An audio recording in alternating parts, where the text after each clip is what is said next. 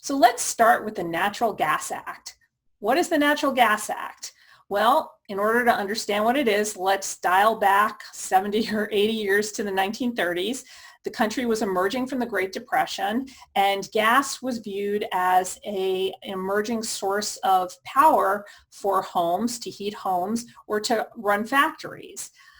The problem is that gas resources were consolidated in certain parts of the country, and there was a need to come up with a way to transport that gas nationwide. And so what Congress did is it enacted the Natural Gas Act. Under that statute, what was then the Federal Power Commission, it's now the Federal Energy Regulatory Commission, or FERC, that agency was given the power to approve pipelines that transported gas in interstate commerce, so gas that was flowing across state lines.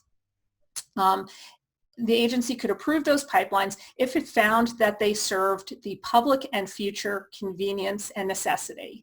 And so essentially, if the agency found that these pipelines were necessary and that they served a public purpose, then the commission could approve those projects.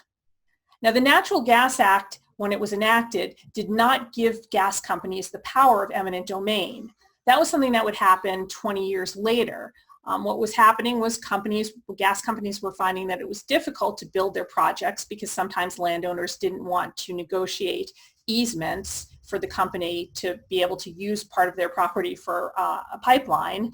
And the companies were not really able to use state law in order to build these pipelines because the pipelines would often go through the state and not serve residents in the state. And so states didn't want to grant the right of eminent domain to companies that weren't providing a benefit in the state.